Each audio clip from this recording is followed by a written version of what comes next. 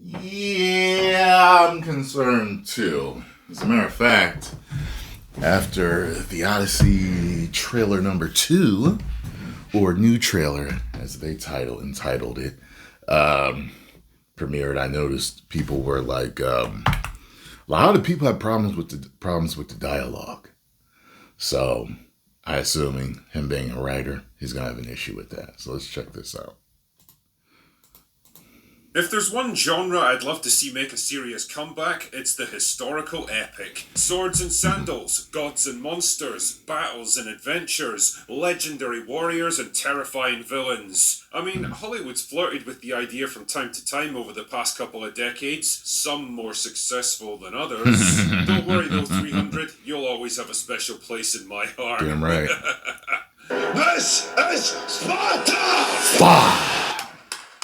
Damn right. But it seems like this year, things might finally be changing. Christopher Nolan has turned his gigantic quantum space brain away from discovering the secrets of the universe and assembled one of the biggest all-star casts in modern Hollywood for The Odyssey, a retelling of Homer's epic saga about the Greek king Odysseus and his decade-long journey to get home to his family after fighting in the Trojan Wars for another 10 years before that. Meanwhile, his wife has to keep the home fires burning and contend with the unwanted advances of men who want the crown. It's actually kind of hilarious when you look at all this on a map, because the journey from Troy to Ithaca is only like 500 miles by sea, and it should have taken him a couple of weeks. But man, the gods just had it in for that fucking guy. Honey, I'm home! Look who the fates dragged in. Anyway, stories don't get much more epic than the Odyssey. It truly is one of the great adventures in human history, blending together mythology, religion, monsters, and the unbreakable determination of the human spirit. And bringing it to life on screen is a challenge it's the best shot, the very limits of all the trailers. Filmmaking. But well, I don't like dude getting on his knees like that. Considered the artistic vision behind this movie, I have to say my reaction was, meh. I don't know what it is, man. There's just something about this movie that doesn't quite stir anything in me, which is pretty surprising because in theory, at least, it's got all the ingredients for success. The kind of source material that's practically tailor-made for epic Hollywood filmmaking. The kind of all-star cast that only comes together once in a generation. And a director with a mostly good track record as a filmmaker. So why the fuck does it feel so bland? Was that a shot from Tenet? Tenet didn't do nothing for me. Yeah. Well, to try and answer this, let's take a closer look at those key elements again, shall we? First of all, there's the source material. Nothing wrong there, right? Wrong. Pow! Well, the problem is that the Odyssey was originally written in ancient Greek, obviously, meaning that it has to be translated into English for it to be legible. Mm-hmm. And what kind of story you ultimately get very much depends on which translated version you read. In this case, Christopher Nolan has publicly stated that he's a big fan of the 2017 adaptation of the Odyssey, which was translated from Greek by British writer Emily Wilson. Why exactly does that matter? Well, because Emily Wilson just so happens to be a hardcore progressive feminist who specifically set out to reimagine Homer's text through a female-coded, gender-critical, postmodernist lens. It was interesting, I was going to say, after looking at the cast and just the conspiracy theories that have been coming to light as of late within the past few years. It's very interesting casting. Because of course she did. Basically stretching the very limits of the original text to bend it around modern sensibilities. It's the same kind of creeping, cloying, well, I think what he really meant to say here was bullshit that gave us 2026's Animal Farm, a story that went from a parable about the Russian Revolution to a ridiculous, shallow, capitalism bad piece of Hollywood slop. That is the version we're likely to get here with all its gender identity navel-gazing, and if that doesn't raise a few red flags, then let's take a closer look at that all-star cast. What did I just... What did I just say? Now, I've seen, so it's funny, it's like I've seen what do you call the Nolan followers? Call them Nolanites? What do you call them? It's like, they're like, oh, he would never fall for that. He would never do a movie that would have all the pandering in it. How do you know? Do you know him? Do you know him personally? Do you have his phone number? Do you talk to him on the regular? How would you know? Shall we? Now, Matt Damon and Anne Hathaway are solid enough as the two leads, at least. I mean, if I was to be super critical, I'd say that Hathaway hasn't done anything particularly significant since, well, the last time she was in a Christopher Nolan movie, and she was arguably the worst thing about Interstellar, but that's a conversation for another day. I can't say I'm ever particularly excited by an Anne Hathaway project, but holy shit, is she making a comeback this year. In 2026 alone, she's in 5 separate movie projects, one of which is playing in the cinemas right now. But speaking of overexposed actors that we could all use a break from, Zendaya is in this movie as Athena, the goddess of wisdom.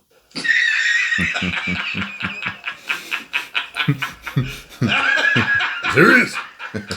Holy fuck, man. This girl's become the female equivalent of Pedro Pascal. She is just everywhere all of a sudden, and for the life of me, I cannot understand why. I have never seen a single... If you're into conspiracy theories, you would have the reason.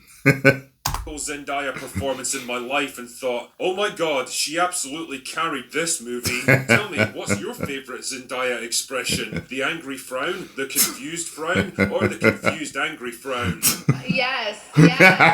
Elliot Page is also in this movie. As what exactly? I don't fucking know. A drummer boy, maybe? Page is like 5 feet tall and weighs 90 pounds soaking wet, so I don't really see how they're going to fit in amongst all those big Greek soldiers and terrifying monsters. Lupita Nyong'o is widely rumoured to be playing the Greek princess Helen of Troy, which she's been working out. True would make about as much sense as Papa Asuido playing Severus Snape, but hey, what can I say? It's Hollywood, baby. Thank you, Rachel. But the thing that stood out for me about the entire cast in this trailer was just how bland and mundane they all look and sound. Every time I saw one of them, all I thought was, oh yeah, there's Robert Pattinson, there's Charlize Theron, there's Tom Holland. Where are the larger-than-life mythical figures of legend that should be leaping from the pages of Homer's epic? Yeah, I just felt extremely meh while watching it. And I went around and I was watching other people's reactions, and they were talking about it. They were like, yeah, they didn't feel it for this second trailer, and that the first trailer was the one that really did it for them. You know what I'm saying? To amaze us all. It all feels weirdly subdued and underwhelming, and a big part of that decision is to have them speak with American accents using modern terminology. My dad is coming home. Oh, your dad's coming back, is he? Did he take some bitchin' selfies? Hope he didn't get godmogged along the way. There's a reason movies like this traditionally use theatrical English and formalized language. I saw people talking about that. They're like, why didn't you say father? Like, and I saw one comment that says something like, actually, back then, that would have been the more accurate translation of what he said. I don't know. I don't study this stuff, so I don't know. For their dialogue, it gives them a sense of grandeur, seriousness, and dramatic weight that naturally lend itself to the epic story they're trying to tell. Having your actors talk like they just walked in off the street in downtown LA just feels weirdly lazy and immersion breaking. And before anyone chimes in with little pearls of wisdom like, Drinker, you know as well as I do they would have spoken Greek in a story like this, so why does it even matter what accents they use? Yeah, well, hypothetical straw man, we all know the language they would have spoken, but we also know that having your entire cast learn a whole new language just so the audience can sit through 3 hours of subtitles is neither practical nor logical. Yeah, it's not fun. WWE's doing that now. So all the Japanese wrestlers are speaking Japanese with subtitles.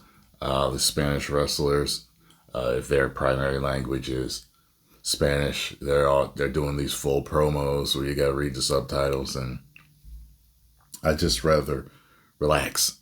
You know what I'm saying? And it's just weird that they do that. They're doing that now. Like, I've always been a dub guy when watching anime. The purists over here rather sub, because sub translated a lot of times is different or has slightly different meanings than what the dub may say. And I get that. I understand that. However, once I started buying subs for myself, especially with Dragon Ball Z and stuff like that, and I'm watching these movies, and with the fast-paced action and them talking, Every once in a while, you miss something cool. You miss a few frames or a couple of frames of something really cool, a punch, a kick, a blast, something, because your eyes are darting down to read while also looking at the action. So I was just like, no. As long as it's a good dub, I'm good to go. There are certain subtitled movies that I prefer. One specifically being Street Fighter, the animated movie. The one I grew up with, the true story from the people of Japan that created this story. A very serious, dark story of two warrior friends and the maniac that's trying to turn them into these ultimate warriors and take control of them. That movie, yeah, I do.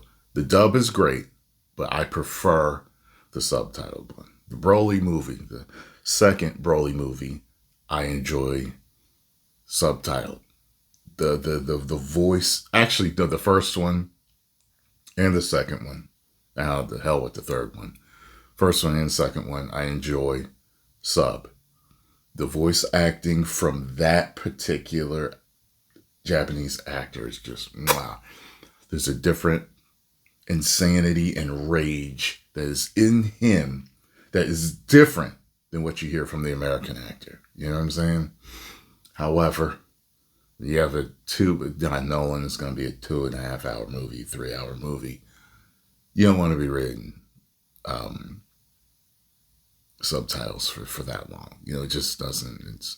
I get it. It would be more authentic, but if they have Greek accents, that'd be fine.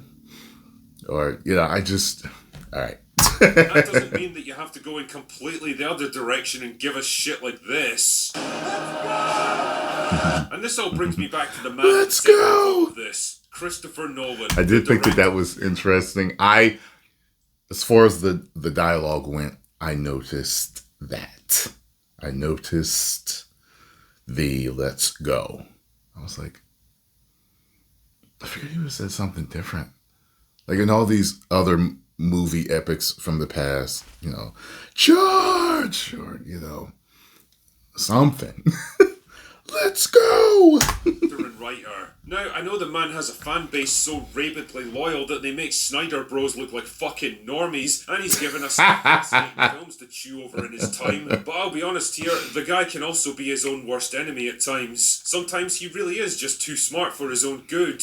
Rightly or wrongly, he's developed a reputation as a clinical, intellectual, and slightly sterile kind of director. A master of ideas who can't seem to wrap his head around simple humanity. And I get the impression that's always chafed at him, especially with his more recent movies where it feels like he's got something to prove. Like the weirdly out-of-place love scenes in Oppenheimer that feels like two androids replicating their understanding of a human relationship. The man definitely has a niche, but character-driven historical epics don't seem to be it. And with Odyssey, it's like he's saying, see, there's more to me than sci-fi thrillers and slightly overrated superhero movies. And I don't know, man, from the casting to the dialogue to the bleak, washed-out cinematography, I can't shake the feeling that he just isn't the right man to direct a movie like this. I mean, shit, maybe I'm totally wrong on this one. Maybe the Odyssey will be the crowning achievement in Nolan's career and rake in more money than Avatar. Or maybe it'll turn out to be his own personal albatross. Time, as always, will tell, but I'll be interested to see how it pans out one way or the other.